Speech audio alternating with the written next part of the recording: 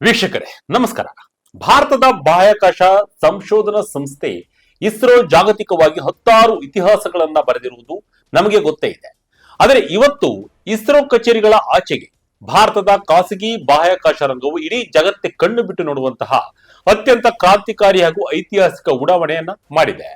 ಹೌದು ವೀಕ್ಷಕರೇ, ಭಾರತದ ಪ್ರಮುಖ ಬಾಹ್ಯಾಕಾಶ ಸ್ಟಾರ್ಟ್ಅಪ್ ಸಂಸ್ಥೆಯಾದ ಸ್ಕೈರೂಟ್ ಏರೋಸ್ಪೇಸ್ ಸಿದ್ಧಪಡಿಸಿರುವ ಪ್ರಪ್ರಥಮ ಸ್ವತಂತ್ರ ಕಕ್ಷೆಯ ರಾಕೆಟ್ ವಿಕ್ರಮ್-1 ಇಂದು ಆಂಧ್ರ ಪ್ರದೇಶದ ಶ್ರೀಹರಿಕೋಟದ ಸತೀಶ್ ಧವನ್ ಬಾಹ್ಯಾಕಾಶ ಕೇಂದ್ರದಿಂದ ಮಿಷನ್ ಆಗಮನ್ ಅಡಿಯಲ್ಲಿ ಅಧಿಕೃತವಾಗಿ ನಭಕ್ಕೆ ಹಾರಿದೆ.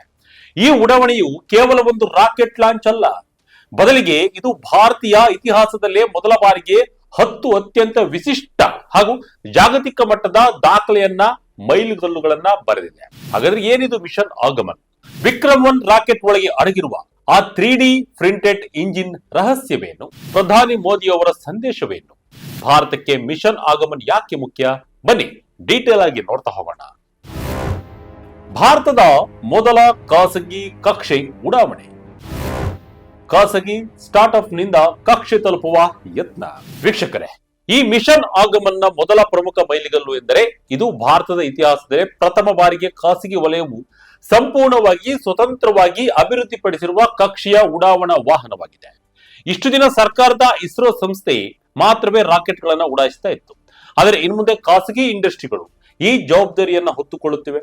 ಇನ್ನು ಎರಡನೇದಾಗಿ ಸ್ಕೈರೂಟ್ ಏರೋಸ್ಪೇಸ್ ಸಂಸ್ಥೆಯು ತನ್ನ ಮೊದಲ ಕಕ್ಷೆಯ ಪರೀಕ್ಷಾರ್ಥ ಹಾರಾಟಗಳ ಮೂಲಕ ಭೂಮಿಯ ಕಕ್ಷೆಯನ್ನು ತಲುಪಲು ಪ್ರಯತ್ನಿಸುತ್ತಿರುವ ಭಾರತದ ಮೊದಲ ಖಾಸಗಿ ಸ್ಟಾರ್ಟ್ಅಪ್ ಎನಿಸಿಕೊಳ್ಳಲಿದೆ.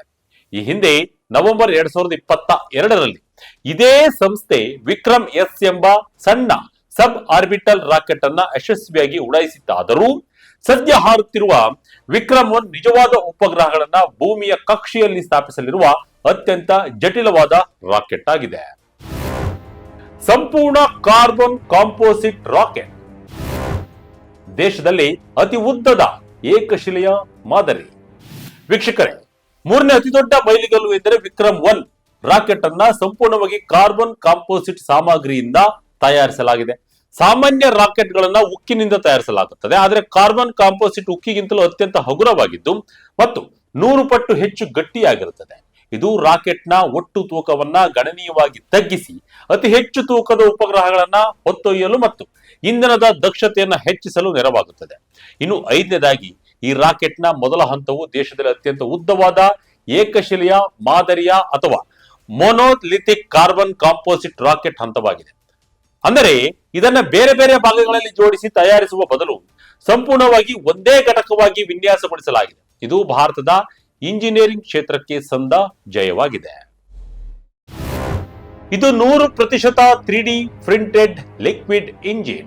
ವೀಕ್ಷಕರೇ, ನಾಲ್ಕನೇ ಪ್ರಮುಖ ಮೈಲಿಗಲ್ಲು ಎಂದರೆ ಈ ರಾಕೆಟ್ ನ ಕಕ್ಷೆಯ ಹೊಂದಾಣಿಕೆ ಮಾಡ್ಯೂಲ್ ಅನ್ನ ಸಂಪೂರ್ಣವಾಗಿ 3D ಪ್ರಿಂಟೆಡ್ ದ್ರವ ಇಂಧನ ಇಂಜಿನ್ ಮೂಲಕ ಚಾಲನೆಗೊಳಿಸಲಾಗುತ್ತದೆ. ಭಾರತದ ಇತಿಹಾಸದಲ್ಲಿ ಇಂತಹ 3D ಇಂಜಿನ್ ಅನ್ನ ಕಕ್ಷೆಯ ರಾಕೆಟ್ ನಲ್ಲಿ ಬಳಸುತ್ತಿರುವುದು ಇದೇ ಮೊದಲು. ಯಾವುದೇ ಸಾಂಪ್ರದಾಯಿಕ ಅಚ್ಚುಗಳಿಲ್ಲದೆ 100ಕ್ಕೆ 100ರಷ್ಟು 3D ಪ್ರಿಂಟಿಂಗ್ ತಂತ್ರಜ್ಞಾನದ ಮೂಲಕ ಈ ಇಂಜಿನ್ ಅನ್ನ ತಯಾರಿಸಲಾಗಿದೆ. ಭಾರತದ ಆರ್ಬಿಟಲ್ ರಾಕೆಟ್ ಒಂದರಲ್ಲಿ ಇಂತಹ ತಂತ್ರಜ್ಞಾನ ಬಳಸುತ್ತಿರುವುದು ಇದೇ ಮೊದಲು. ರಾಕೆಟ್ ನ ಮುಖ್ಯ ಹಂತಗಳು ಮುಗಿದ ನಂತರ ಉಪಗ್ರಹಗಳನ್ನ ನಿಖರವಾಗಿ ಕಕ್ಷೆಗೆ ತಳ್ಳಲು ಈ ಇಂಜಿನ್ ಕೆಲಸ ಮಾಡುತ್ತದೆ. ಇನ್ನು ರಾಕೆಟ್ ನ ಬೇರೆ ಬೇರೆ ಹಂತಗಳು ಮತ್ತು ಉಪಗ್ರಹಗಳನ್ನ ಸುರಕ್ಷಿತವಾಗಿ ಬೇರ್ಪಡಿಸಲು ವಿಕ್ರಮ್-1 ರಾಕೆಟ್ ನಲ್ಲಿ ದೇಶದಲ್ಲೇ ಪ್ರಥಮ ಬಾರಿಗೆ ultra low shock pneumatic separation system ಎಂಬ ಅನಿಲ ಚಾಲಿತ ತಂತ್ರಜ್ಞಾನವನ್ನ ಬಳಸಲಾಗಿದೆ. ಇದು ಉಪಗ್ರಹಗಳನ್ನ ಪ್ರತ್ಯೇಕವಾಗುವ ಹಾಗೂ ಯಾವುದೇ ತರಹದ ಭೀಕರ ನಡುಕ ಅಥವಾ ಕೃತಕ ಹಾನಿಯಾಗದಂತೆ ರಕ್ಷಣೆ ಮಾಡುತ್ತೆ. ಬಾಹ್ಯಾಕಾಶದ ಕಸ ಕ್ಲೀನ್ ಮಾಡುವ ಎಂಬ್ರೆಸ್ ಫೆಲೋ. ವೀಕ್ಷಕರು, ಇತ್ತೀಚಿನ ದಿನಗಳಲ್ಲಿ ಜಗತ್ತಿನ 16 ದೇಶಗಳು ಉಡಾಯಿಸಿರುವ ಸಾವಿರಾರು ನಿಷ್ಕ್ರಿಯ ಉಪಗ್ರಹಗಳು ಮತ್ತು ರಾಕೆಟ್ ಚೂರುಗಳು ಬಾಹ್ಯಾಕಾಶದಲ್ಲಿ ಭಾರಿ ಕಸವಾಗಿ ತೇಲಾಡ್ತಿದ್ದಾವೆ. ಇದರಿಂದ ಹೊಸ ಉಪಗ್ರಹಗಳಿಗೆ ಧಕ್ಕೆ ಆಗ್ತಿದೆ. ಈ ಸಮಸ್ಯೆಗೆ ಪರಿಹಾರ ಕಂಡುಕೊಳ್ಳಲು ಈ ರಾಕೆಟ್ ನ 7ನೇ ಮೈಲಿಗಲ್ಲಾಗಿ ಎಂಬ್ರೆಸ್ ಎಂಬ ವಿಶೇಷ ಉಪಗ್ರಹವನ್ನ ಬಾಹ್ಯಾಕಾಶಕ್ಕೆ ಕಳಿಸಲಾಗ್ತಾ ಇದೆ.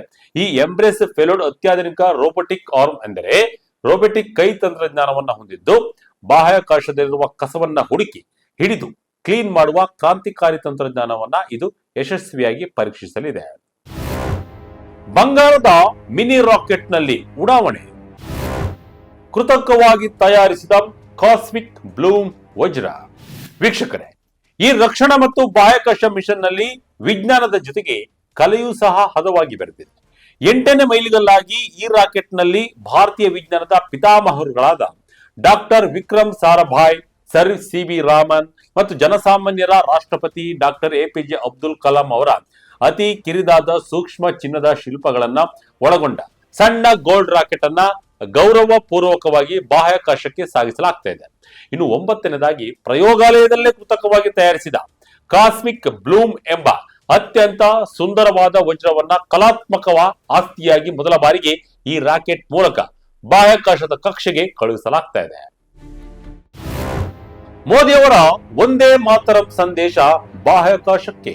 ವೀಕ್ಷಕರೇ, ಕೊನೆಯದಾಗಿ 10ನೇ ಅತ್ಯಂತ ಹೆಮ್ಮೆಯ ಮೈಲಿಗಲ್ಲು ಎಂದರೆ ಅದು ಮಿಷನ್ ಆಗಮನ್. ಇದು ಭಾರತೀಯರ ಬಾಹ್ಯಾಕಾಶ ಆಕಾಂಕ್ಷೆಗಳಿಗೆ ತಂದ ಜಯವಾಗಿದೆ.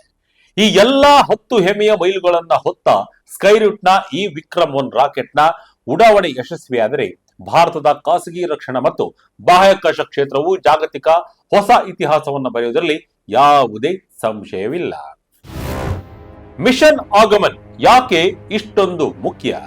ವೀಕ್ಷಕರೇ, ಸ್ಕೈರೂಟ್ ಏರೋಸ್ಪೇಸ್ ಸಂಸ್ಥೆ 2022ರ ನವೆಂಬರ್ನಲ್ಲಿ ವಿಕ್ರಮ್ ಎಸ್ ಎಂಬ ರಾಕೆಟ್ ಮೂಲಕ ಸಬ್ ಆರ್ಬಿಟಲ್ ಮಿಷನ್ ಮಾಡಿ ಈಗಾಗಲೇ ಇತಿಹಾಸ ಬರೆದಿತ್ತು. ಆದರೆ ಇವತ್ತಿನ ಈ ವಿಕ್ರಮ್ 1 ಮತ್ತು ಮಿಷನ್ ಆಗಮನ್ ಅದಕ್ಕಿಂತ 100 ಪಟ್ಟು ಹೆಚ್ಚು ಸಂಕೀರ್ಣವಾದದ್ದು ಮತ್ತು ಸವಾಲಿನಿಂದ ಕೂಡಿದ್ದು. ಯಾಕೆಂದ್ರೆ ಸಬ್ ಆರ್ಬಿಟಲ್ ಎಂದರೆ ಕೇವಲ ಬಾಹ್ಯಾಕಾಶವನ್ನ ಮುಟ್ಟಿ ವಾಪಸ್ ಬರುವುದು. ಆದರೆ ಆರ್ಬಿಟಲ್ ಮಿಷನ್ ಎಂದರೆ ಭೂಮಿಯ ಕಕ್ಷೆಯನ್ನ ತಲುಪಿ ಅಲ್ಲಿ ಉಪಗ್ರಹಗಳನ್ನ ಯಶಸ್ವಿಯಾಗಿ ಸ್ಥಾಪಿಸುವುದು. ಜಾಗತಿಕ ಬಾಹ್ಯಾಕಾಶ ಮಾರುಕಟ್ಟೆಯಲ್ಲಿ ಭಾರತದ ಖಾಸಗಿ ಕಂಪನಿಗಳ ಮುದ್ರೆ ಬಲವಾಗಿ ಒತ್ತಿದೆ. ಅಮೆರಿಕದ ಸ್ಪೇಸ್ ಎಕ್ಸ್ ಸಂಸ್ಥೆಗೆ ಭಾರತದಿಂದಲೂ ಒಂದು ಪ್ರಬಲ ಪೈಪೋಟಿ ಸಿದ್ಧವಾಗ್ತಾ ಇದೆ ಎಂಬುದಕ್ಕೆ ಈ ಮಿಷನ್ ಆಗಮನ್ ಸಾಕ್ಷಿಯಾಗಿದೆ. ಕೋಟ್ಯಾಂತರ ಭಾರತೀಯರ ಕನಸನ್ನ ಹೊತ್ತು ನವಕ್ಕೆ ನಮ್ಮ ವಿಕ್ರಮ್ 1 ರಾಕೆಟ್ ಜಿಗಿದಿದೆ. ವಿಕ್ರಮ್ 1 ರಾಕೆಟ್ ಮಿಷನ್ ಆಗಮನ್ ಏನು? 9,000 ಕೋಟಿ ವ್ಯಾಲ್ಯೂನ ಭಾರತದ ಸ್ಟಾರ್ಟ್ಅಪ್. ವೀಕ್ಷಕರೇ, ಮೊದಲು ನಾವು ಈ ವಿಕ್ರಮ್ ರಾಕೆಟ್ 1 ಯಾರು ಮಾಡಿದ್ದು ಮತ್ತು ಇದರ ಬ್ಯಾಕ್ ಗ್ರೌಂಡ್ ಏನು ಅನ್ನೋದನ್ನು ತಿಳ್ಕೊಳ್ಳೋಣ. ಈ ರಾಕೆಟ್ಗೆ ಭಾರತದ ಬಾಹ್ಯಾಕಾಶ ಪಿತಾಮಹ ಅಂತಾನೆ ಕರೆಯಲ್ಪಡುವ ಡಾಕ್ಟರ್ ವಿಕ್ರಮ್ ಸಾರಾಭಾಯ್ ಅವರ ಹೆಸರನ್ನ ಇಡಲಾಗಿದೆ. ಇದು ಭಾರತದ ಅತ್ಯಂತ ಚಿಕ್ಕ ಆರ್ಬಿಟಲ್ ರಾಕೆಟ್ ಮತ್ತು ದೇಶದ ಮೊದಲ ಪ್ರೈವೇಟ್ ಡೆವಲಪ್ಡ್ ಲಾಂಚ್ ವೆಹಿಕಲ್ ಆಗಿದೆ. ಇದನ್ನ ಡಿಸೈನ್ ಮಾಡಿರೋದು ಹೈದರಾಬಾದ್ ನ ಬೇಸ್ಡ್ ಸ್ಟಾರ್ಟ್ಅಪ್ ಆಗಿರುವ ಸ್ಕೈರೂಟ್ ಏರೋಸ್ಪೇಸ್. ಇಸ್ರೋದ ಮಾಜಿ ಸೈಂಟಿಸ್ಟ್ ಗಳಾದ ಪವನ್ ಕುಮಾರ್ ಚಂದನ ಮತ್ತು ನಾಗಾ ಭಾರತ್ ಡಾಕಾ ಸೇರಿ ಈ ಕಂಪನಿಯನ್ನ ಸ್ಟಾರ್ಟ್ಅಪ್ ಮಾಡಿದ್ರು. ಇವತ್ತು ಈ ಕಂಪನಿಯ ವ್ಯಾಲ್ಯೂ ಬರೋಬ್ಬರಿ $1.1 ಬಿಲಿಯನ್ ಎಂದರೆ ಸುಮಾರು 9,000 ಕೋಟಿ ರೂಪಾಯಿಗಿಂತಲೂ ಹೆಚ್ಚಾಗಿದೆ. ಇಷ್ಟು ದೊಡ್ಡ ಮಟ್ಟಕ್ಕೆ ಬೆಳೆದಿರುವ ನಮ್ಮ ದೇಶದ ಯಂಗೆಸ್ಟ್ ಸ್ಪೇಸ್ ಟೆಕ್ನಾಲಜಿ ಯೂನಿಕಾರ್ನ್ ಅಂದ್ರೆ ಇದೇ ಸ್ಕೈರೂಟ್ ಕಂಪನಿ. ಸುಮಾರು 7 ಅಂತಸ್ತಿನ ಬಿಲ್ಡಿಂಗ್ ಎತ್ತರವಿರುವ ಈ rocket advanced carbon composite materials ಮತ್ತು ಸ್ಕೈರೂಟ್ ನ ಅತಿ ಹೆಚ್ಚು ಚರ್ಚೆಯಾಗುತ್ತಿರುವ 3D ಪ್ರಿಂಟೆಡ್ ಇಂಜಿನ್ ಗಳನ್ನ ಬಳಸಿ ತಯಾರಿಸಲಾಗ್ತಿದೆ. ಇದು ಸುಮಾರು 350 kg ವರೆಗಿನ ಪೇಲೋಡ್ ಗಳನ್ನ ಭೂಮಿಯ ಲೋ ಅರ್ತ್ ಆರ್ಬಿಟ್ ಗೆ ತಲುಪಿಸುವ ಕೆಪಾಸಿಟಿ ಹೊಂದಿದೆ. ಆದರೆ ಈ ಸೈನ್ಸ್ ಮಿಷನ್ ಜೊತೆಗೆ ಇದರಲ್ಲಿರುವ ಪೇಲೋಡ್ಸ್ ಮಾತ್ರ ಇಡೀ ಜಗತ್ತಿನ ಗಮನ ಸೆಳೀತಾ ಇದೆ.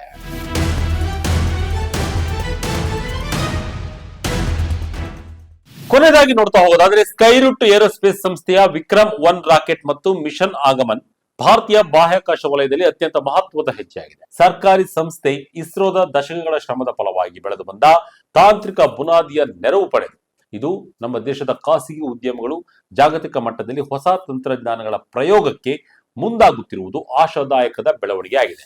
3D ಪ್ರಿಂಟೆಡ್ ಇಂಜಿನ್ಗಳು ಮತ್ತು ಹಗುರವಾದ ಕಾರ್ಬನ್ ಕಾಂಪೋಸಿಟ್ ಗಳಂತಹ ಸ್ವದೇಶಿ ಆವಿಷ್ಕಾರಗಳು ನಮ್ಮ ತಾಂತ್ರಿಕ ಸಾಮರ್ಥ್ಯವನ್ನು ತೋರಿಸುತ್ತವೆ. ಈ ಬಗ್ಗೆ ತಮಗೆ ಅನಿಸಿದ್ದನ್ನ ಕಮೆಂಟ್ ಮೂಲಕ ನಿಮ್ಮ ಅಭಿಪ್ರಾಯವನ್ನ ಮುಕ್ತವಾಗಿ ಹಂಚಿಕೊಳ್ಳಿ. ಇದಾಗಿತ್ತು ಈ ಕ್ಷಣದ ಇಂಟ್ರೆಸ್ಟಿಂಗ್ ಸ್ಟೋರಿ. ಇದೇ ರೀತಿಯ ಸ್ಟೋರಿಗಳಿಗಾಗಿ ವಿಜಯ ಕನಕ website, YouTube page, Facebook page follow ಮಾಡ್ತಾ ಇರಿ. ಧನ್ಯವಾದಗಳು.